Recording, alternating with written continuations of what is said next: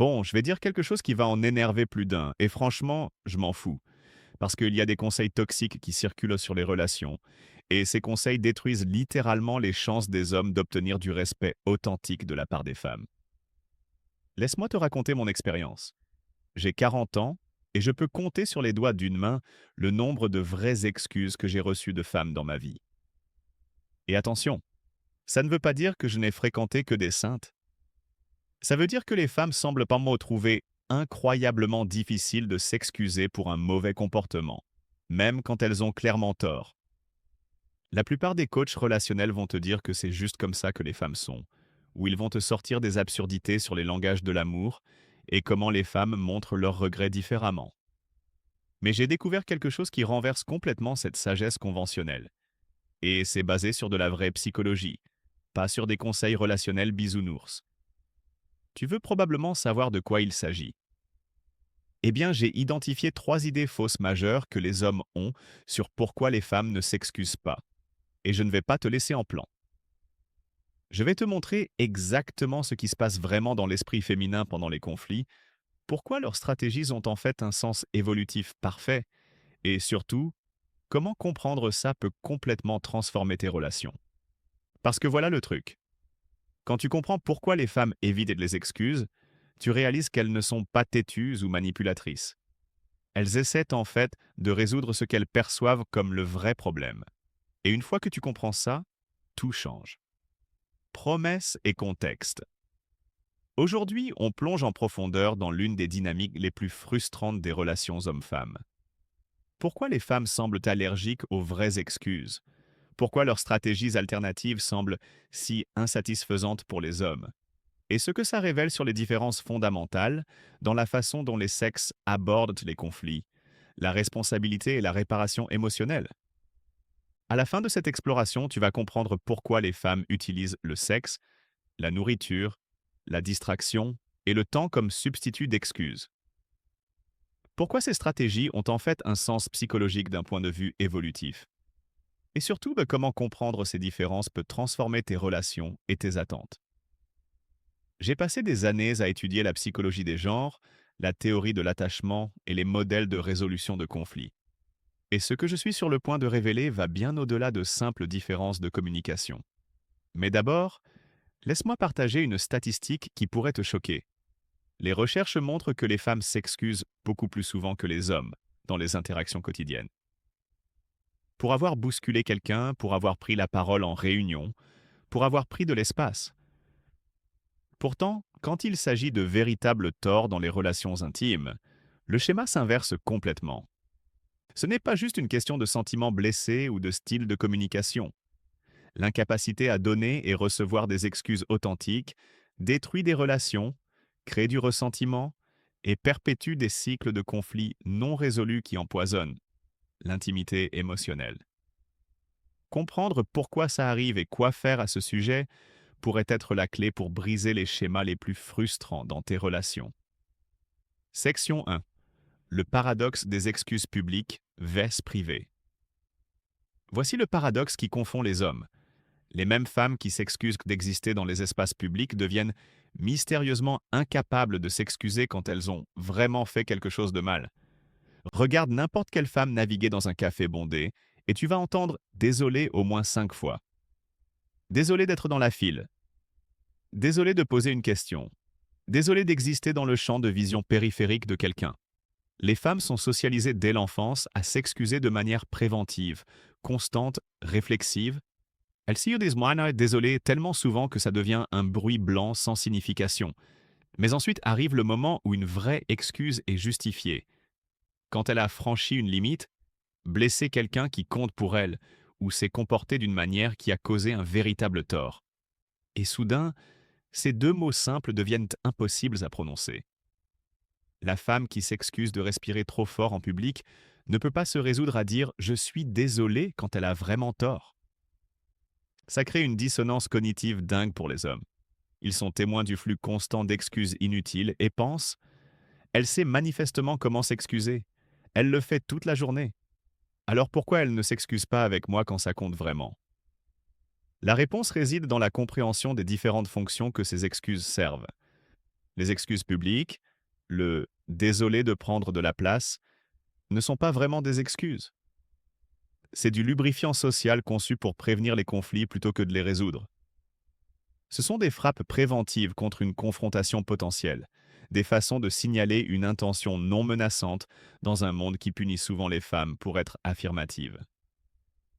Ces excuses réflexives ne coûtent rien parce qu'elles ne reconnaissent aucun véritable tort. Une femme qui dit «désolé d'avoir marché devant quelqu'un» n'admet pas une faute.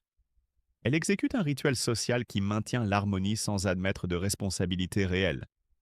Mais les vraies excuses dans les relations intimes nécessitent pour l'autre quelque chose d'entièrement différent. L'admission d'une faute réelle, la reconnaissance du tort causé et la promesse implicite de changer de comportement. Ce type d'excuse a des coûts de psychologiques et sociaux réels que le désolé réflexif ne porte pas. D'un point de vue évolutif, admettre une faute à un partenaire comportait historiquement des risques sérieux. Pour les femmes, qui dépendaient souvent de la protection et des ressources masculines, reconnaître un tort pouvait potentiellement déclencher l'abandon ou le retrait du soutien. Le désolé réflexif a évolué comme un moyen de prévenir les conflits de démarrer, tandis que la vraie excuse crée une vulnérabilité que l'évolution n'a pas nécessairement préparé les femmes à embrasser. Ça explique pourquoi les femmes peuvent simultanément être des surexcuseuses chroniques et des éviteuses d'excuses. Elles utilisent le mot désolé pour des objectifs complètement différents. L'un pour prévenir les conflits, l'autre pour les résoudre. Et ces objectifs nécessitent des mécanismes psychologiques entièrement différents. Les hommes, qui s'excusent généralement moins fréquemment, mais de manière plus significative, interprètent les excuses publiques constantes comme la preuve que les femmes comprennent la valeur et les mécaniques des excuses. Ils ne réalisent pas que ces performances publiques rendent en fait plus difficile pour les femmes de donner de vraies excuses quand elles comptent, parce que le mot a été vidé de son sens par l'utilisation excessive. La femme qui dit désolé 20 fois par jour pour des infractions imaginaires s'est entraînée à divorcer le mot de toute reconnaissance authentique de tort.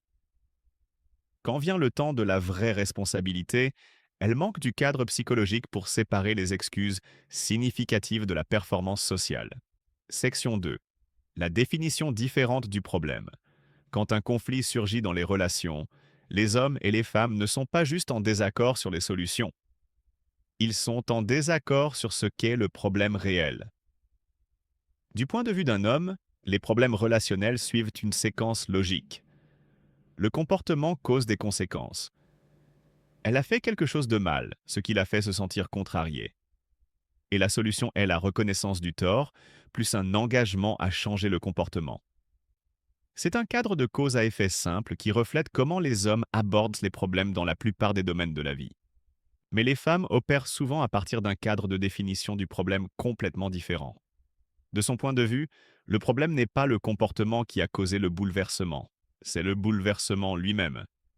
La colère ou les sentiments blessés de l'homme deviennent le problème à résoudre, pas une conséquence d'une action antérieure. Ça peut sembler illogique pour les hommes, mais ça a en fait une certaine validité quand tu y penses d'un point de vue systémique. En termes juridiques, une rupture de contrat en elle-même n'est pas recevable à moins que tu puisses prouver des dommages. Pas de préjudice, pas de faute. De ce point de vue, le comportement n'est un problème que parce qu'il a créé un tort émotionnel. Donc si tu peux éliminer le tort émotionnel, tu as résolu le problème.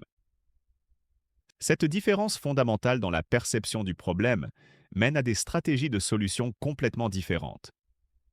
Les hommes cherchent la reconnaissance et le changement de comportement parce qu'ils voient dans le comportement comme la cause racine. Les femmes cherchent moins la réparation émotionnelle parce qu'elles voient dans l'état émotionnel comme le problème réel. Ça explique pourquoi les femmes atteignent instinctivement des stratégies que les hommes trouvent déroutantes. Faire son plat préféré, envoyer des mèmes drôles, offrir de l'affection physique ou simplement attendre que le temps guérisse la blessure émotionnelle. De son point de vue, ce ne sont pas des tactiques d'évitement. Ce sont des solutions directes aux vrais problèmes, qui est son état émotionnel. La stratégie s'étend même aux approches sexuelles. Beaucoup de femmes comprennent intuitivement que l'intimité physique peut réinitialiser les dynamiques émotionnelles, réduire les hormones de stress et créer un lien neurochimique qui rend les conflits moins significatifs. D'un point de vue purement pratique, ça peut être remarquablement efficace. Beaucoup d'hommes se sentent effectivement mieux après une connexion physique, même quand le problème sous-jacent reste non résolu. Mais voici où la stratégie se retourne contre elle. Les hommes interprètent ces tentatives de réparation émotionnelle comme de la manipulation ou de l'évitement, parce qu'elles n'abordent pas ce que les hommes voient comme le problème central, le besoin de reconnaissance et de responsabilité. Ce qui ressemble à de la résolution de problèmes pour elle ressemble à de la déflexion pour lui. Ça crée un cycle vicieux. Elle essaie de résoudre ce qu'elle voit comme le problème, son état émotionnel, en utilisant des stratégies qui ont du sens de son cadre. Il devient plus frustré parce qu'elle n'aborde pas ce qu'il voit comme le problème, son comportement et son manque de responsabilité. Ses stratégies échouent à le satisfaire, donc elle essaie plus fort en utilisant la même approche, ce qui le frustre encore plus. Aucune des parties n'a tort sur sa définition du problème. Ils opèrent à partir de cadres différents mais intérieurement cohérents. Comprendre cette différence est crucial parce que ça explique pourquoi les efforts bien intentionnés pour résoudre les conflits les empirent bien souvent. La femme qui fait son plat préféré n'est pas manipulatrice. Elle essaie vraiment de résoudre ce qu'elle perçoit comme le problème. L'homme qui exige des excuses n'est pas contrôlant. Il cherche une solution qui aborde ce qu'il perçoit comme la cause racine. Section 3. La perspective évolutive. La réticence des femmes à s'excuser n'est pas un défaut de caractère. C'est une stratégie de survie évoluée qui a servi une fonction cruciale tout au long de l'histoire humaine. Pour comprendre pourquoi les femmes choisissent par défaut la réparation émotionnelle plutôt que la responsabilité directe, nous devons considérer le contexte évolutif dans lequel ces stratégies se sont développées. Pour la grande majorité de l'histoire humaine, la survie des femmes et celle de leurs enfants dépendaient fortement du maintien du soutien et de la protection masculine. Dans les environnements ancestraux, la confrontation directe ou l'admission de faute à un partenaire masculin comportait de véritables risques. Une femme qui reconnaissait un tort sérieux risquait de déclencher la colère masculine, une violence potentielle ou l'abandon, dont n'importe lequel pouvait être catastrophique pour sa survie et celle de sa progéniture. Les enjeux étaient littéralement de vie ou de mort. Dans ces conditions, l'évolution a favorisé les femmes qui pouvaient désamorcer la colère masculine et restaurer l'harmonie sans directement défier l'autorité masculine ou admettre une faute qui pourrait être utilisée contre elles plus tard. Les stratégies que nous voyons aujourd'hui, comportement nourricier, affection physique, réparation émotionnelle indirecte, ne sont pas des inventions modernes. Ce sont des approches éprouvées qui ont gardé nos ancêtres féminines en vie. Considère les mécanismes biologiques en jeu. Quand une femme offre de l'affection physique ou des comportements nourriciers, elle déclenche la libération d'ocytocine et d'autres hormones de liaison chez son partenaire. Ces neurochimiques réduisent naturellement l'agression, augmentent l'attachement et créent des sentiments de bien-être qui rendent les conflits moins importants. D'un point de vue purement biologique, c'est une résolution de conflits incroyablement sophistiquée. Plutôt que de s'engager dans des confrontations verbales potentiellement dangereuses, les femmes apprennent à manipuler l'environnement neurochimique pour atteindre le même objectif: mettre fin au conflit et restaurer l'harmonie. Ça explique aussi pourquoi les femmes utilisent souvent le sexe comme un outil de résolution de conflits. L'activité sexuelle inonde le cerveau avec des produits chimiques de liaison, réduit les niveaux de cortisol et crée de puissants sentiments de connexion qui peuvent remplacer la colère et le ressentiment. Ce n'est pas de la manipulation, c'est la biologie qui fonctionne exactement comme l'évolution l'a conçue. La stratégie a tellement bien fonctionné qu'elle s'est profondément ancrée dans la psychologie féminine. Même dans des contextes modernes où les risques physiques sont minimes, les femmes atteignent encore instinctivement ces solutions évolutives parce qu'elles sont câblées dans le système nerveux féminin. Mais voici le problème. Les hommes modernes interprètent souvent ces stratégies biologiquement motivées comme malhonnêtes ou manipulatrices parce qu'elles n'abordent pas ce que la psychologie masculine contemporaine valorise le plus: la communication directe, la responsabilité et le changement de comportement. Les hommes ont leur propre programmation évolutive qui valorise la confrontation directe, les hiérarchies claires et la reconnaissance explicite de fautes. Dans les structures sociales dominées par les hommes tout au long de l'histoire, Admettre un tort et accepter les conséquences était la façon dont les conflits étaient résolus et l'ordre social maintenu. Ces deux stratégies évolutives, la réparation émotionnelle féminine et la responsabilité directe masculine, servirent des fonctions différentes mais complémentaires dans les environnements ancestraux. Les femmes gardaient les groupes cohésifs par la gestion émotionnelle, tandis que les hommes maintenaient l'ordre par des règles claires et des conséquences. Le conflit surgit quand ces stratégies anciennes entrent en collision dans les relations intimes modernes. Elle essaie de restaurer l'harmonie en utilisant des méthodes qui ont fonctionné pendant des milliers d'années, tandis qu'il cherche la responsabilité en utilisant des méthodes qui ont aussi fonctionné pendant des milliers d'années, mais elles sont optimisées pour des contextes sociaux différents. Section 4. Le paradoxe de la vulnérabilité pour les femmes. Donner de vraies excuses dans les relations intimes crée une vulnérabilité qui semble psychologiquement et évolutivement dangereuse. Voici ce que les hommes ne comprennent souvent pas sur la psychologie féminine. Admettre une faute à quelqu'un dont tu dépends émotionnellement ressemble à lui donner une arme qu'il peut utiliser contre toi indéfiniment. Ce n'est pas de la paranoïa, c'est de la reconnaissance de schémas basés sur des milliers d'années de programmation évolutive et souvent d'expériences personnelles. Dans les relations intimes, les femmes donnent fréquemment plus d'elles-mêmes émotionnellement que les hommes. Elles sont plus susceptibles de sacrifier des opportunités de carrière pour les relations, plus susceptibles de déménager pour le travail d'un partenaire, plus susceptibles d'assumer le travail émotionnel qui maintient la relation fonctionnelle. Cet investissement plus grand crée une vulnérabilité plus grande. Quand tu as investi plus dans une relation, reconnaître une faute semble plus risqué parce que ça donne potentiellement à l'autre personne des munitions pour justifier de te traiter mal ou de partir. Une femme qui s'excuse pour un tort significatif dit essentiellement « c'est moi qui ai endommagé cette relation », ce qui peut être utilisé contre elle si la relation se détériore. Cette vulnérabilité est amplifiée par des dynamiques sociales que beaucoup d'hommes n'apprécient pas pleinement. Les femmes sont souvent socialisées à être des gestionnaires de relations, responsables de l'harmonie émotionnelle, de la communication et de la résolution de conflits. Quand quelque chose va mal dans la relation, les femmes se blâment fréquemment elles-mêmes, même quand la faute est partagée ou appartient principalement à leur partenaire. Étant donné cette tendance à l'auto-blâme, admettre une faute dans des situations spécifiques peut sembler comme accepter la responsabilité pour tous les problèmes de la relation.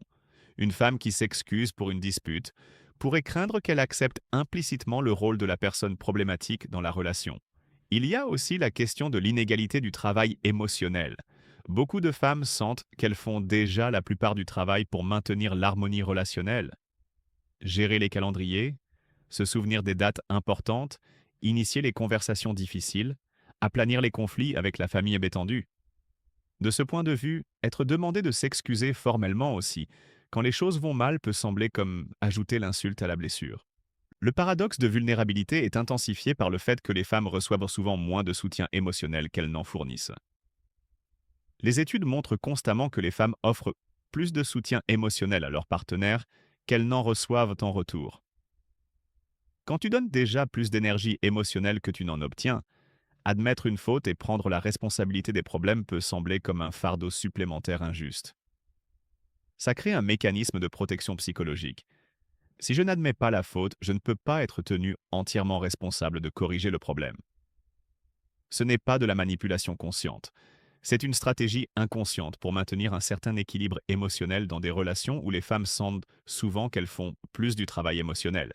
L'ironie est que ce mécanisme de protection se retourne souvent contre lui.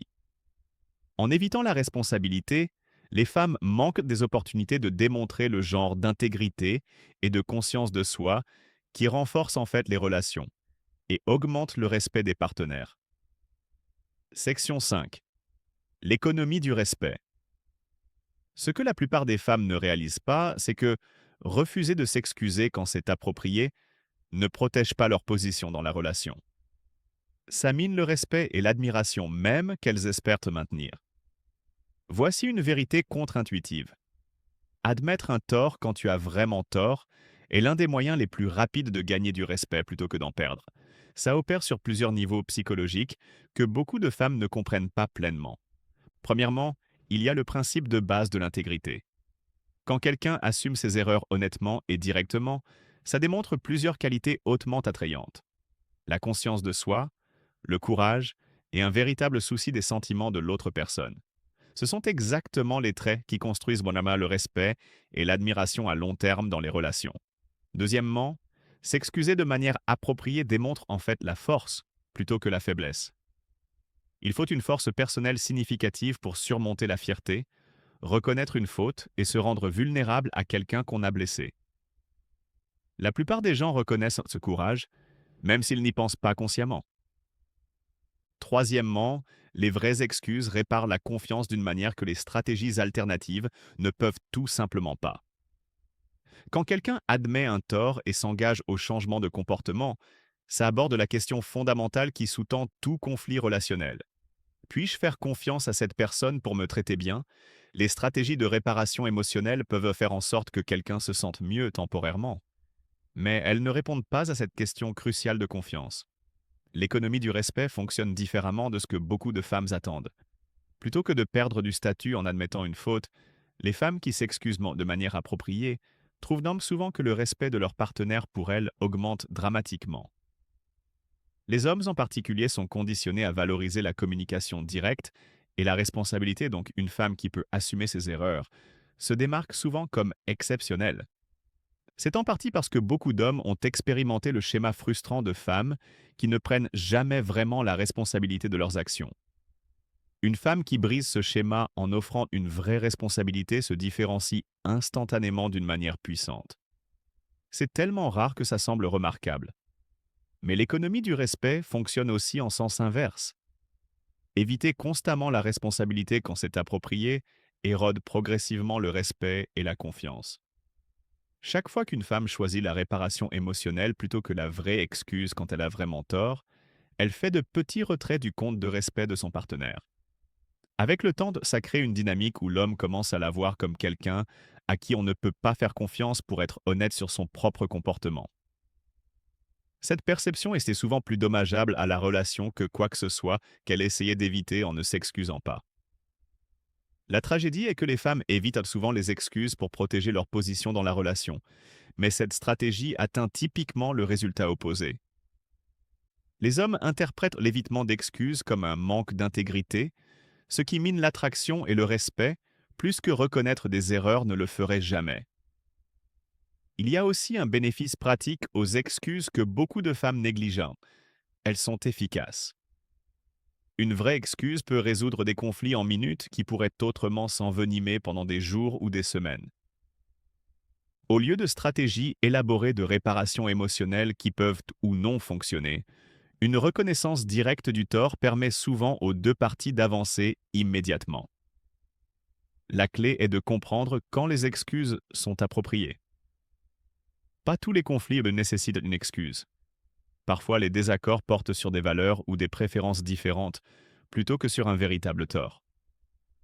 Mais quand une femme s'est vraiment mal comportée, a franchi une limite ou a blessé quelqu'un inutilement, une excuse est généralement le chemin le plus rapide et le plus efficace vers la résolution. Conclusion. La solution d'intégration. Comprendre pourquoi les femmes ne s'excusent pas révèle le chemin à suivre. Intégrer le meilleur des approches masculines et féminines à la résolution de conflits. La solution n'est pas que les femmes abandonnent leur stratégie naturelle de résolution de conflits ou que les hommes arrêtent de valoriser la responsabilité. Au lieu de cela, les deux sexes doivent comprendre et apprécier les forces complémentaires que chaque approche apporte à la santé relationnelle. L'instinct des femmes pour la réparation émotionnelle sert des fonctions cruciales dans les relations. La capacité de restaurer l'harmonie, réduire le stress et reconstruire la connexion par des comportements nourriciers est véritablement précieuse. Beaucoup de conflits bénéficient effectivement de ces approches, surtout quand le problème porte plus sur la déconnexion émotionnelle que sur un tort spécifique. Mais la réparation émotionnelle fonctionne mieux quand elle est combinée avec une responsabilité appropriée, pas utilisée comme substitut. Une femme qui fait le plat préféré de son partenaire et reconnaît aussi son rôle dans leur conflit démontre à la fois l'intelligence émotionnelle et l'intégrité personnelle. Pour les femmes, la solution d'intégration implique de développer un confort avec la vulnérabilité appropriée. Ça signifie apprendre à distinguer entre les situations où les excuses sont justifiées et les situations où elles ne le sont pas, et trouver le courage d'offrir une vraie responsabilité quand c'est approprié. Ça nécessite de surmonter la programmation évolutive qui fait que admettre une faute semble dangereux. Dans les relations modernes, reconnaître un tort à un partenaire aimant renforce typiquement plutôt que menace la relation.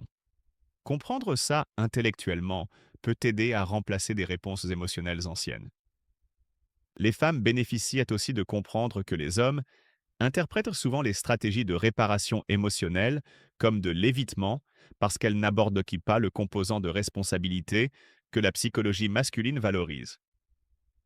Ajouter une reconnaissance authentique au comportement nourricier fait que ces comportements semblent sincères plutôt que manipulateurs.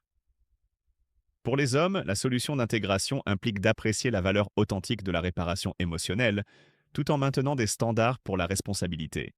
Ça signifie reconnaître quand les comportements nourriciers d'une partenaire représentent un véritable soin et effort, même s'ils n'incluent pas d'excuses explicites. Les hommes peuvent aussi aider en créant une sécurité émotionnelle pour les excuses.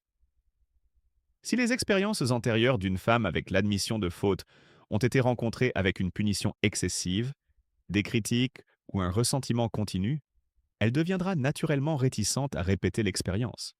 Les hommes qui répondent aux excuses avec grâce et pardon encouragent plus d'honnêteté dans le futur.